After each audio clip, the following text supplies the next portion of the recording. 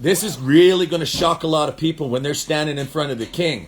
That they were given a gift to follow the 10 commandments. That was the covenant, the refreshing of the covenant. And they refused that gift. And now they just look, all they see in front of them now is their own destruction. They rejected the gift that Messiah gave with his own pain, sweat, blood, punishment for your sake. And you reject the Holy Covenant? Wow. I say wow. It is incredible how many people argue with us when we talk about this stuff. Jannes and Jambres, that's exactly it.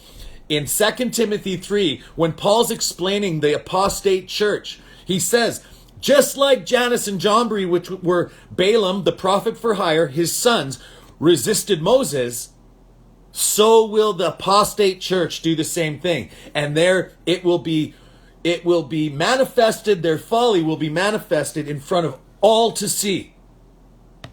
I'm not happy about that. It doesn't make me happy. I am trying to rebuke, to wake up these people. Mick is doing the same thing.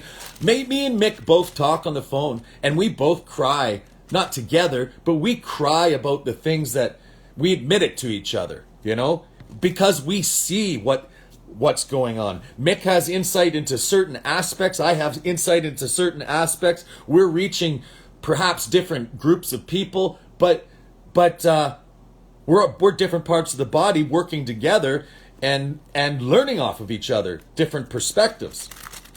Listen to what fulfilling the law is. Love worketh no ill to his neighbor. Therefore, love is fulfilling the law. Whoops, I started at the wrong spot. I started 8. Okay, and you should read verses 1 to 7 to know that the apostate church is doing exactly the wrong thing here, talking evil against the government. That government was appointed by God to punish you for breaking the 10 commandments. Then, as soon as he's done telling you that, then it goes right into, owe no man nothing, but to love one another. For he that loveth another hath fulfilled the law. For this, thou shalt not commit adultery, thou shalt not kill, thou shalt not steal, thou shalt not bear false witness, thou shalt not covet.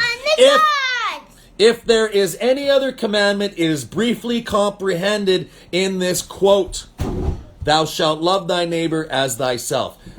Leviticus 19, verses 17 and 18.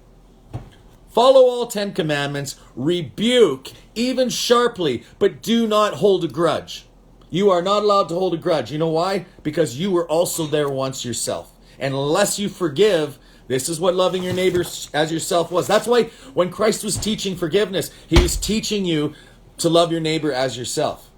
Because you must rebuke, which is what Christ did, which is what the apostles always did. Don't think that when he's talking here, he's rebuking us. He's rebuking me. He's not holding a grudge.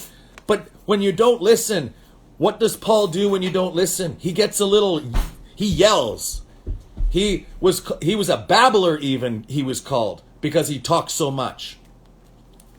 Some people say that about me.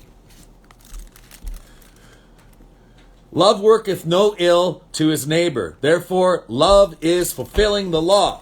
If there's no law to fulfill, why is Paul telling you how to fulfill the law? Just use your head, guys. Pastors, if you ever hear this, if the law is fulfilled through Christ, why is Paul telling you to fulfill it? Fulfilling the law means you follow all 10 commandments and teach others to do so.